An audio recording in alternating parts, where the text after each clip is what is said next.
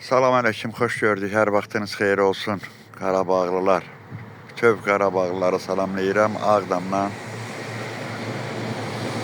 Şəhidlər Xiyabanından. Allah şəhidlərimizə rəhmət eləsin. Qazilərimizə can sağlığı versin. Allah dövlətimizi qorusun, dövlət başçımızı qorusun. Onların sahəsində, bəli, bugün də 8-i oktyabr 2025-ci ildə yenə də öz elimə, obama, ata-baba yurduma ziyarət eləməyə gəldim.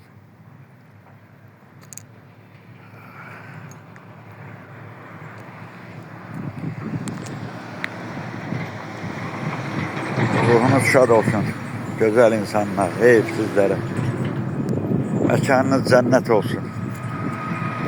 Her birinize, Allah her birinize gani rahmet eylesin. Ruhun şad olsun kardeş, güzel aksakkal, güzel insan.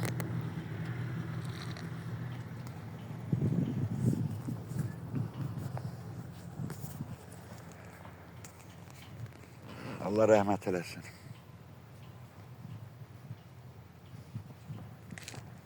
Yerin behişt olsun.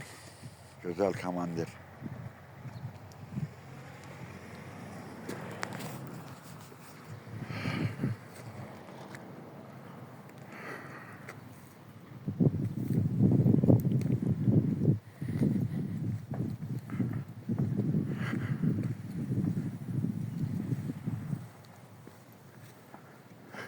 Rızayev, mekanın cennet olsun. Ruhun şad olsun. Zəhmətkeş insan. Çox zəhmət çəkdin. Can Polad, Yaqıboğlu. Allah rəhmət eləsin hər birinizə. Bütün şəhidlərimizə Allahdan rəhmət diləyirəm.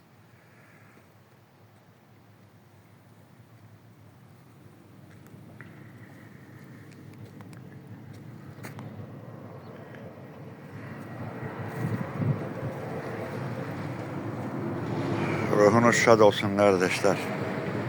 Yeriniz behişt olsun. Bayramov. Yine geldim. Ruhun şad olsun. Mekanın cennet olsun.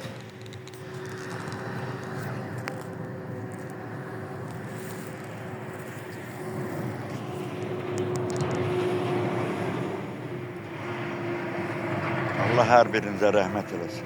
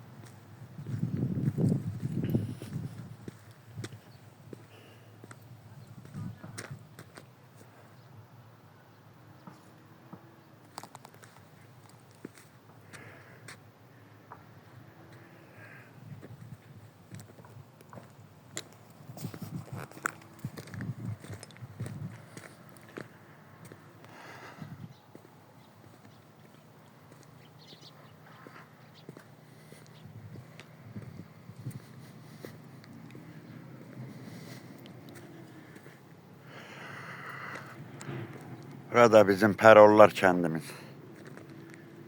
Ata baba yurdum.